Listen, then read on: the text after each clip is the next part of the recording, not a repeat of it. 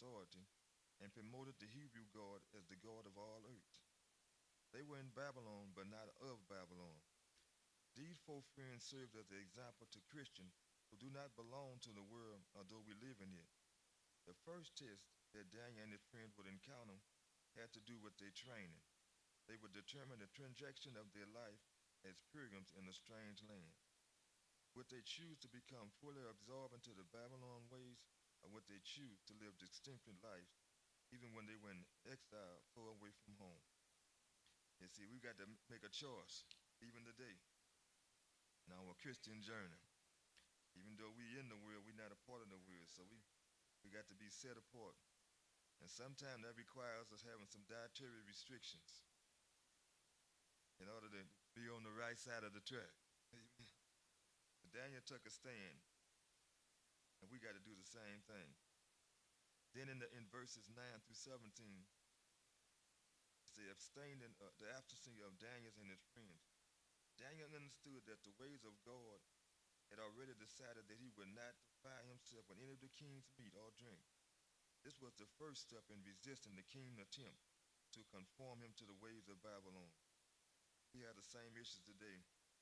So much going on, and the devil try to have us conform to the world instead of sticking to what God's requirements is for our life. But he said this decision in his heart became an outward action. He already then fixed his heart that he wasn't going to defile God. Since Daniel had gained favor with the head eunuchs, Melazar, he requested that he and his friends, Hananiah, Meshach, and Azariah, had given only water and pulse for 10 days. He wanted to prove that their faith would be fairer and fatter than all the children who ate the king. By doing this, he was protesting the sovereignty of Nebuchadnezzar over their lives, while at the same time promoting the king's interest. Yeah, he couldn't just right out say he didn't want to abide by what the king was requesting. He said, can we just kind of tweak it a little bit? I don't mind, doing what you want me to do. I don't mind eating, but I don't want to eat the same thing that you're serving them. That's not right according to my understanding of the God that I serve. So I don't want to do nothing that's going to harm my relationship with God.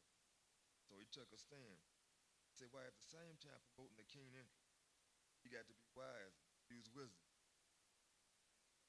It could have caused a whole bunch of conflict if he just would have denied doing what the king. But he gave him an option. He knew that the king would be interested more in the results and not the mean by which the results came. The king just wanted them to be in good shape. Time for him to use them. He wasn't too much concerned about how they got there, as long as when he got ready to use them in 3 years, that they was all going to be fat, fine, and so that he can be able to ask questions of them and they'd be able to answer. Then in verses 9 through 17 said, favored by God. Daniel was favored by God. How many know we can be favored by God today? Now God had brought Daniel into favor and tender love with the prince of the eunuchs. And the prince of the eunuchs said unto Daniel, I fear my lord the king, who has appointed me your meat and your drink. Why should you see my face worse than why should you see me read it over? I fear the Lord the king, who has appointed your meat, who has appointed your meat and your drink. Why should you see your faces worse like in that the children who are of your sort? Then you should make me endangered my head to the king. The king already gave me a mission, gave me a outline what to do. Want to make sure all of y'all was fed and well kept up. When they get ready for y'all to do what they need y'all to do, none of y'all to be looking sad or shrimp it up. Y'all to be real fed, dressed nice, eating well. He want to be able to use y'all later on. He want to do. So he wanted to make sure y'all gonna be in good condition. And even today, God needs us to be physically in good shape, physically, spiritually, in every area of our life. That way He can be able to use us, get the most out of us. See, the king being natural, he had enough sense to know I need them to do something for me, but I want to make sure that I take care of them for 3 years. I'm gonna feed them so they well taken care of.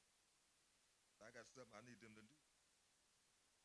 So I want to make sure they're in good shape, in good health. That ain't gonna be the issue.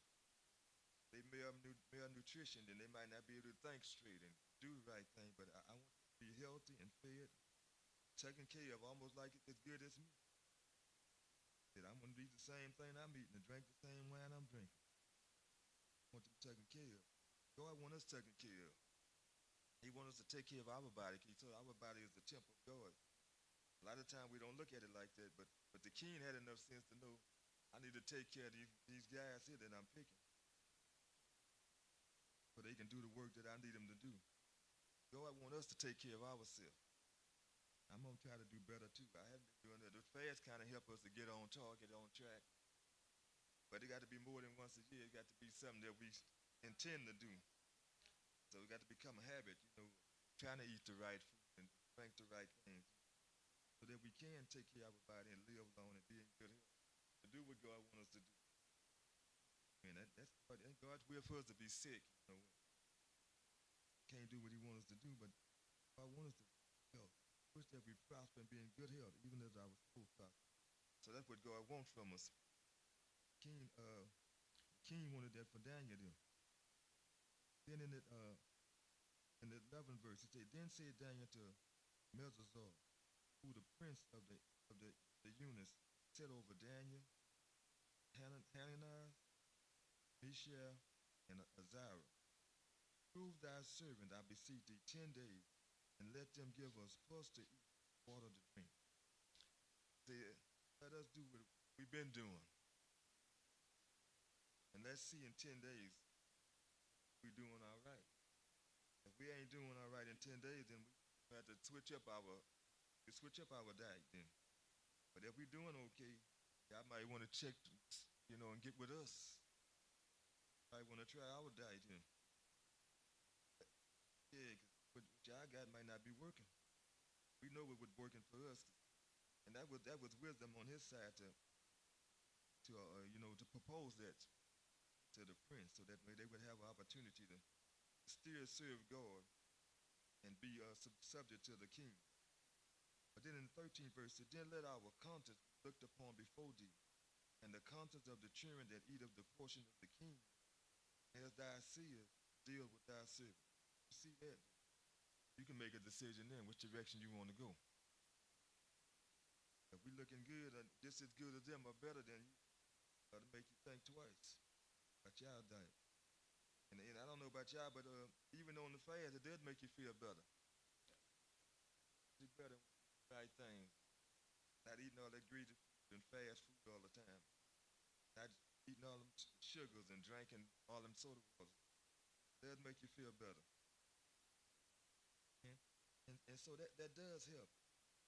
Then in the 15th verse, it says, "At the end of the 10 days, their conscience appeared foul and fatter in flesh, and all the children would did eat the portions of the king meat." But let's tell y'all God's work. Now, it looked like they should have not been there. But you know the king is good. He was serving them their food, his food. So you know they had some good food.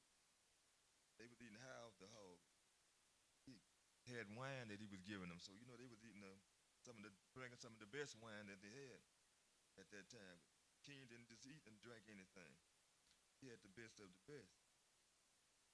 And with all that, they end up looking better than the other ones.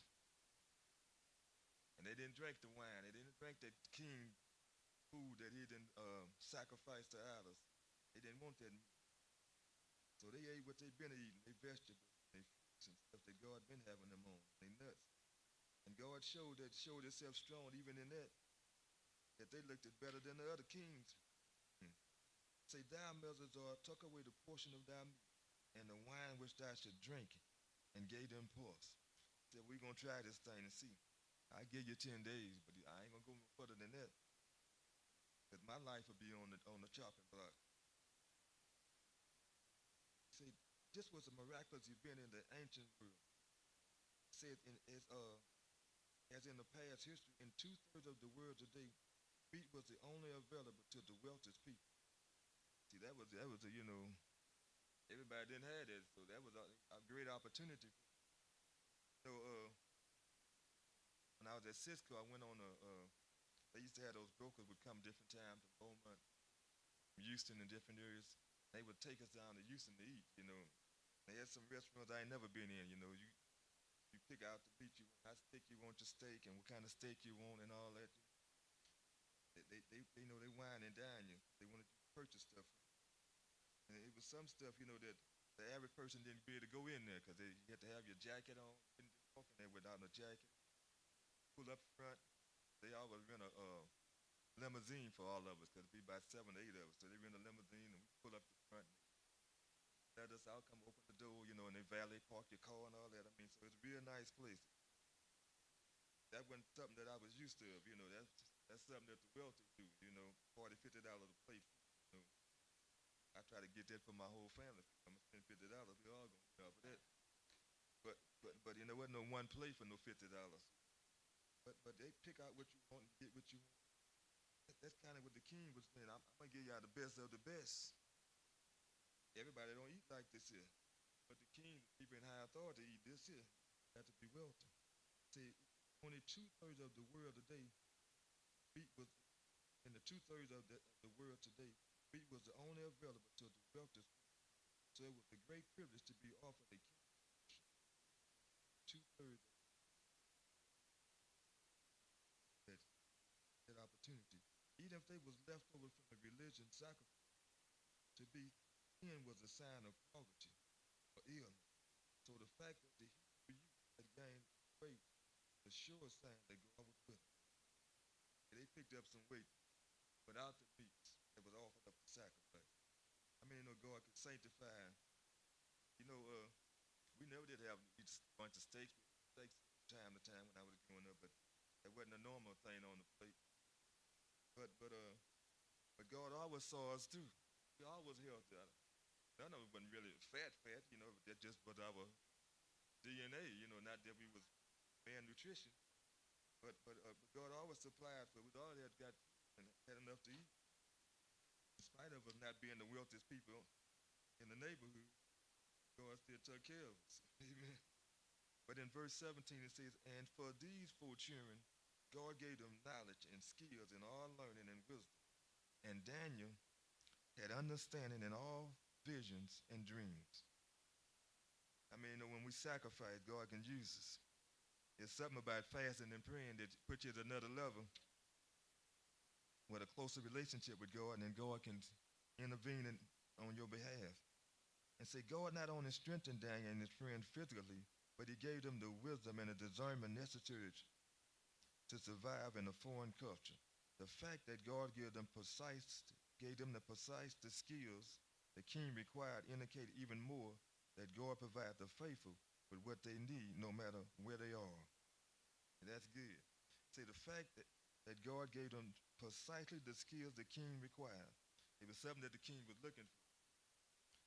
And he gave us the special skills to them during this time of their fasting and being faithful to him. And indicate that even more that the God provided the faithful with what they need no matter where they are. How many know God will provide for you no matter where you are? He'll provide for you. Even when things don't look right or don't look good, he still will provide for you. Amen. That's the kind of God we serve. He'll make a way out of no way for you. Amen. Now, and then the last little outline say the approval of God in Matthew, the 6th chapter, verses 16 through 18. I want to give y'all maybe 10, 15 minutes to have remarks. So in Matthew 6, verse 16, and the subtopic says sackcloth and ashes, verse 16 to 18. Say, moreover, when you fast, be not as the hypocrites of a sad countenance, but they disfigure their face, that they may appear unto man to fast. Verily I say unto you, they have their reward. But thou, when thou fastest, anointest thy head and washest thy face. Yeah, that's good, because see, sometimes we fast for the wrong reason. So you got to make sure you're fasting for the right reason. You know, some people say they fasting just because they miss a meal, but it's more than just missing the meal. A fast is you can miss a meal and don't be fasting. Most of the time I don't eat breakfast. That don't mean I'm fasting every day. That just means I just didn't eat. That wasn't no fast. When you're fasting though, you you missing the meal, you sacrificing something, but you also concentrating on God. You're making connection with God. You praying and seeking God's perfect will in your life. You can miss a meal all day. That don't mean you fast all day. You might miss 3 or 4 days. Some of the people hungry might not eat all week. They ain't fast all week. They just didn't have nothing to eat all week. That's a difference. But they may have been fasting, some of them. They may have been, reaching out to God and praying to God and seeking God's will. But we don't want to get it twisted because sometimes we think if we miss a meal, then I fast half the day. No, you just eat that. That's your routine. Fasting is when you sacrificing. If I don't eat breakfast because I missed breakfast today, don't mean that was a sacrifice. That's something I do all the time. So that ain't no sacrifice. But when you sacrifices, when you fasting, you sacrificing, pulling back from something that you might desire to eat. I'm not gonna eat it right now because I want to get closer to God. I'm not gonna drink that right now because I'm focusing on God right now. And so you're doing something specifically for that, but you're not just missing the meal. That's part of it, but that ain't all of it. So just because you miss a meal don't automatically mean that you're fasting. But you got to be intentionally missing it and for a purpose to magnify God. And then he says, then you ain't got to let everybody know, but I know when you're doing a corporate fast, everybody might know in the church. But sometimes when you're fasting, you do it on your own. God will have you to go on a fast on your own to seek Him personally. But everybody ain't got to know then. You ain't got to come here with your face all on and ain't wash your face and looking bad. So everybody know that, come dragging in here. I've been fasting for 3 days. You ain't got much strength. You ain't got to come in there looking like that. So people can say, oh yeah, they really holding, boy. Look how they fasting. Yeah. You want to appear like, you more sanctified than you is. But that's because you want men to see you. The Bible say don't do it that way. If you calling God call you to go on the fast, then nobody got to know but you and God and your spouse if you got a spouse. And that's it. Everybody else may not never know that you fast. But they'll know later on because they'll see the results from it. They know you've been spending some time with God. They might not know when you did it, but they know something's going on. But it say in addition to refraining from eating and drinking, the Israelites would sometime wear sackcloth and put ashes on their head and refrain from washing as a way of acknowledging their humble situation when they fast. Whether they were mourning somebody's death, asking for forgiveness for sin, or pleading for help for a personal or a community crisis. Fasting is a way of acknowledging their situations of loss or need. This is not a type of fasting that Jesus addressed. Instead, he pointed out that at times people do not fast with these intentions, but with the purpose of calling attention to himself. Yeah, sometimes we ain't fasting to please God. We fasting so we can draw some attention to ourselves. It said to them as pious, people call them pious. The word hypocrite is Greek and has the basic meaning of one who pretends that the situation is different from what it really is. To make yourself look mournful or needy when you're not serving the purpose of getting other people to look at you, either pity you for your situation or land you for your pity. Instead, it's better to wash so that you do not stand out. So I said, don't make no spectacle of yourself. I'm supposed to be getting all the glory and honor out of you fasting and praying. But if all the focus is on you, then you didn't miss the whole point. You just missed a meal for nothing. You ain't did nothing to glorify me. And you ain't gonna get nothing out of that. But then in the 18th verse says, that thou appears not unto man to fast, but unto thy Father which is in secret, that thy Father which seeth in secret should reward thee openly. See, that's what you're looking for. You can miss all week. Do it the wrong way and you missed out on it. You just lost a bill for a whole nothing. But I want to leave time for y'all that may have some comments or questions. I want to have some words. I want to give y'all 10 to 15 minutes. We're going to try to cut off in about 10:45.